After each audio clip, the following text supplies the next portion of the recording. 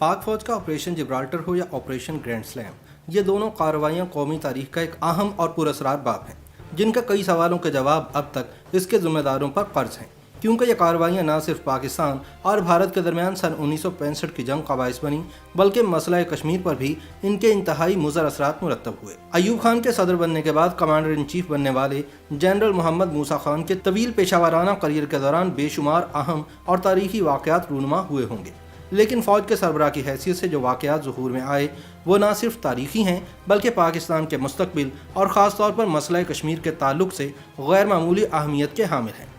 इन वाक़यात की तादाद 3 है और ये एक दूसरे का हिस्सा और बाहम मुंसलिक है, यानी operation Gibraltar, operation grand slam और सन 1965 की पाक इंडिया जंग। ये 3 वाक़यात भी आंख मचोली के खेल की तरह हैं, जिनमें फ़ौज के सरबराह कहीं दिखाई देते हैं, कहीं दिखाई नहीं देते।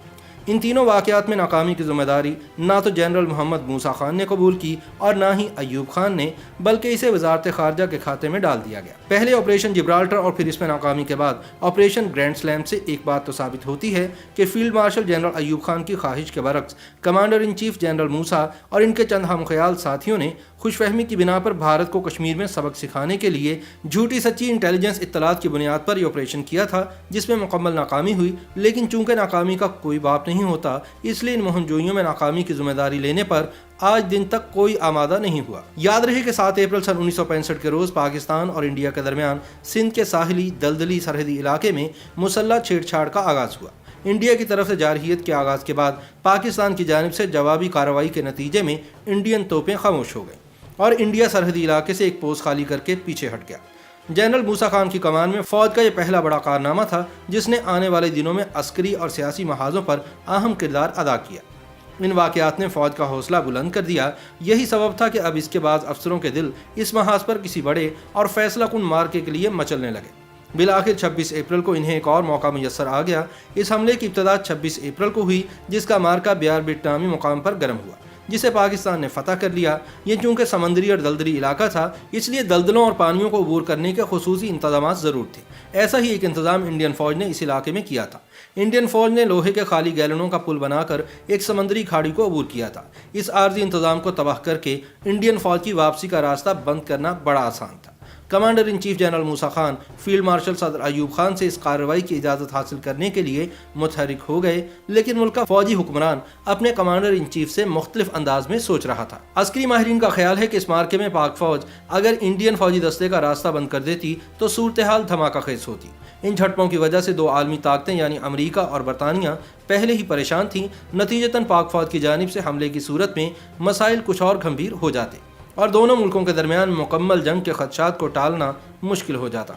यही वजह थी कि उस वक्त के हुक्मरान अयूब खान ने इन्हें ऐसी किसी कार्रवाई की इजाज़त देने से इनकार कर दिया। अयूब खान ने महसूस किया कि फ़ौज के सीनियर अफसरान भी इस सूरत हाल पर बहुत नाज़ा और फतह के नशे से सरशार थे और इनके ख्याल में ये ऐसी कामयाबी थी जैसी कामयाबी चीन को सन 1962 में इंडिया के मुकाबले में हासिल हुई थी। लिहाजा वो चाहते थे कि इस नादिर मौके को ज़ाया ना जाने दिया जाए और इंडिया को सबक सिखा दिया जाए। यही सबब था कि अयूब खान ने यह मामला जनरल मूसा पर छोड़ने की बजाय फैसला अपने हाथ में ले लिया।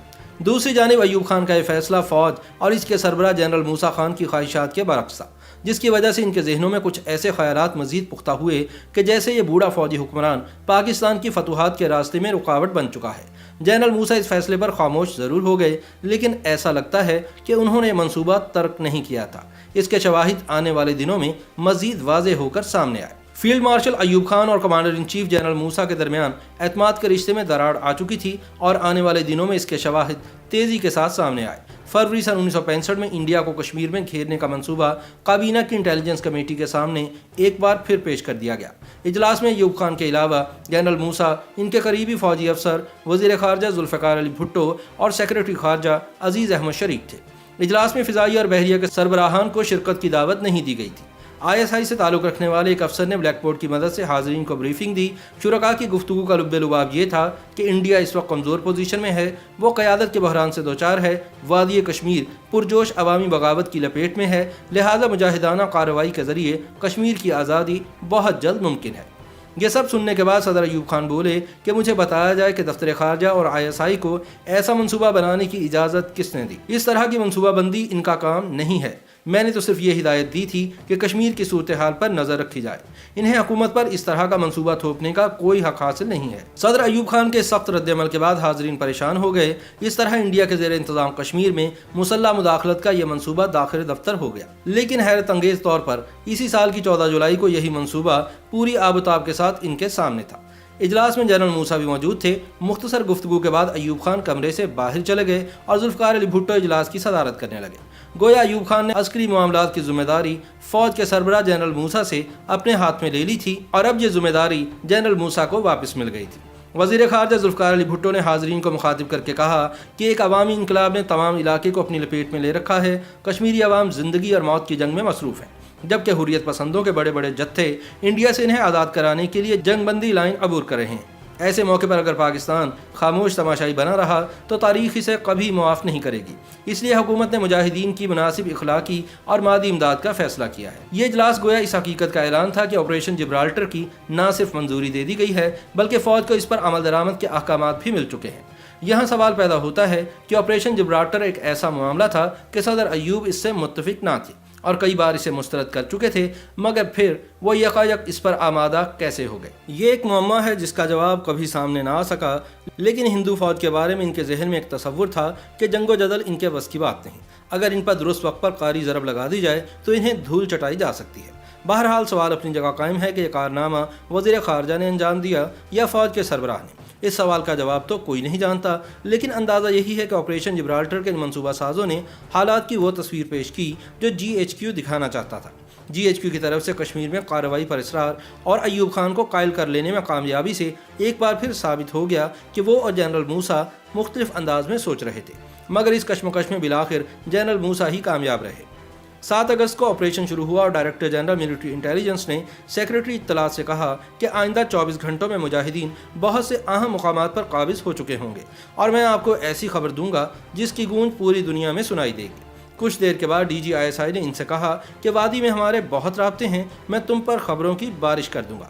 اس مکالمے کے صرف 2 روز بعد انہوں نے سیکریٹری اطلاعات کو نہایت شکستہ دلی کے ساتھ بتایا کہ سارے رابطے کٹ چکے ہیں اور ان کے سب لوگ غائب ہو گئے ہیں۔ 8 اگست کو آل انڈیا ریڈیو نے 3 افراد کے انٹرویوز نشر کیے جنہیں سن کر ڈائریکٹر ملٹری انٹیلیجنس پریشان ہو گئے اور کہا کہ بدذاتوں نے بھانڈا ہی پھوڑ دیا۔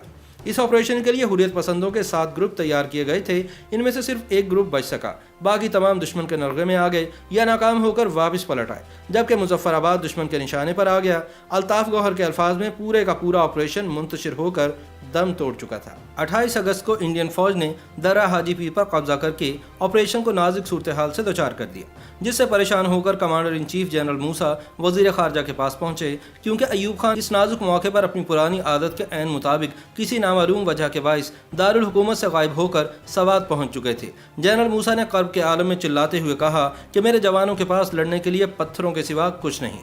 وہ آپریشن جبرالٹر کے کمانڈر جنرل اختر حسین سے مل کر آ رہے تھے، جن کا خیال تھا کہ اس مشکل سے نکلنے کے لیے آپریشن گرینڈ سلیم شروع کرنا ضروری ہو گیا ہے۔ جنرل موسیٰ چاہتے تھے کہ ایوب خان سے آپریشن شروع کرنے کی اجازت حاصل کی جائے۔ اس مقصد کے لیے بھٹو نے سوات جا کر ایوب خان سے ملاقات کی، جنہوں نے ایک تحریری حکم جاری کیا جو وزیر خارجہ اور کمانڈر ان چیف کے نام تھا۔ اس حکم نامے میں کہا گیا کہ ہمیں ایسا اقدام کرنا چاہیے جس کے ذریعے باقاعدہ جنگ کی نوبت آئے بغیر مسئلہ کشمیر کو زندہ کیا جا سکے۔ اس حکم نامے کی تفصیلات سے ثابت ہوتا ہے کہ 29 اگست تک انہیں حقائق سے بے خبر رکھا گیا اور وہ نہیں جانتے تھے کہ آپریشن جبرالٹر ناکام ہو چکا ہے۔ فوج کے سربراہ کے علاوہ یہ کس کی ذمہ داری تھی کہ وہ ریاستی سربراہ یعنی صدر ایوب خان کو جنگ کے حالات سے باخبر کرتا، لیکن اس بحران سے متعلق تمام تذکرے اس بارے میں خاموش ہیں۔ بالآخر 31 اگست کو آپریشن گرینڈ سلیم شروع ہو گیا۔ 2 محاذوں پر دشمن کی طرف سے شدید مزاحمت کا سامنا کرنا پڑا، جس کے نتیجے میں آپریشن روک دیا گیا۔ 2 ستمبر تک سارا آپریشن انتشار کا شکار ہو گیا۔ جنرل گل حسن کی گواہی یہ ہے کہ ابتدا میں جنرل ہیڈ کوارٹر میں کامیابی کی خبریں تھیں، لیکن لگتا ہے کہ بدلتے ہوئے حالات کی تپش اب جنرل موسیٰ تک پہنچ چکی تھی۔ یہی سبب تھا کہ اب وہ متحرک ہوئے اور آپریشن جبرالٹر کے کمانڈر جنرل ملی کے ہیڈ کوارٹر مری سے ہوتے ہوئے محاذ تک پہنچے۔ وہ لکھتے ہیں کہ ہیڈ کوارٹر اور محاذ کے درمیان رابطے نہیں تھے، کوئی باخبر نہیں تھا کہ کیا ہو رہا ہے اور کون کہاں ہے۔ اس صورتحال میں انہوں نے آپریشن کی کمان بدلنے کا فیصلہ کیا۔ فیصلے پر فوراً ہی یعنی اسی شام عمل ہوا اور جنرل اختر حسین ملی کو حکم دیا گیا کہ وہ اس کی کمان جنرل محمد یحییٰ خان کے سپرد کر دیں۔ कमान की तब्दीली की खबर से आवाम गुस्से का शिकार हो गए, क्योंकि वो अब तक यही समझ रहे थे कि पाकिस्तान का दुश्मन पर मुसलसल फतुहात हासिल हो रही हैं, लेकिन अब एक मुख्तलिफ सूरत हाल थी। कमान जनरल याहिया को सुपुर्द करने का मतलब ऑपरेशन को समेटना था। ऑपरेशन जिब्राल्टर हो या ऑपरेशन ग्रैंड स्लैम, ये दोनों कार्रवाइयाँ कौमी तारीख का एक अहम और पुरअसरार बाब हैं, जिनके कई सवालों के जवाबात अब तक इसके ज़िम्मेदारों के ज़िम्मे हैं, क्योंकि यह कार्रवाइयाँ न सिर्फ दोनों मुल्कों के दरमियान जंग का बाइस बनी, बल्कि मसला कश्मीर पर भी इनके इंतहाई मुज़र असरात मुरतब हुए। फौज के कमांडर इन चीफ की हैसियत से बहुत से सवालों के जवाब जनरल मूसा के ज़िम्मा थे। वो इस जंग के मुख्तलिफ किरदारों में वाहिद किरदार हैं जिन्होंने अपनी 2 किताबों माई वर्जन और जवान टू जनरल में इस मौजू पर बात की है। माई वर्जन में उन्होंने इस मंसूबे की तमाम तर ज़िम्मेदारी वज़ारत ख़ारजा पर डाल दी और दावा किया कि GHQ ने कई बार इस मंसूबे को मुस्तरद किया था। उन्होंने लिखा कि इस ऑपरेशन के मकासद वादी के ज़राए मवासलात को तबाह करना और बगावत के हालात पैदा करने के लिए मुख्तलिफ कार्रवाइयाँ करना थी। वो कहते हैं कि ऑपरेशन करने वाले इन दस्तों ने मजमूई तौर पर बेहतरीन कारकर्दगी का मुजाहरा किया, लेकिन इन कार्रवाइयों के लिए ना तो इंडिया के ज़ेर इंतज़ाम कश्मीर के अवाम तैयार थे और ना ही वहाँ की सियासी क़यादत को एतमाद में लिया गया था। उन्होंने ये भी लिखा कि कश्मीर में 5 डिवीज़न फ़ौज तैनात थी, जिसकी मौजूदगी में वहाँ के अवाम कोई मुज़ाहमत कर ही नहीं सकते थे। अगर ऐसा था तो ऑपरेशन क्यों शुरू किया गया? इस सवाल का जवाब भी जनरल मूसा ने नहीं दिया। बहरहाल इन ऑपरेशन के अंजाम और जनरल मूसा के एतराफ़ात से बाज़ इदारों और ज़िम्मेदारान की अहलियत की कलई खुल गई है। सवाल यह है कि अगर फील्ड मार्शल सदर अयूब खान ऐसी किसी मुहिमजोई के हक़ में ना थे, तो फिर इस तारीखी हज़ीमत की बुनियाद रखने की ज़िम्मेदारी किस पर आयद होती है? अल्ताफ़ गौहर ने खुलकर तो कोई इल्ज़ाम नहीं लगाया, लेकिन फ़ौज के कमांडर इन चीफ जनरल मूसा खान ने यह कहकर ख़ुद को बरी ज़ुम्मा करार दे दिया कि यह मंसूबा तो वज़ारत ख़ारजा में तैयार हुआ था। ताहम ज़ुल्फ़िकार अली भुट्टो का कहना है कि यह फ़ैसला GHQ में हुआ और उन्होंने सिर्फ इसका ऐलान किया था।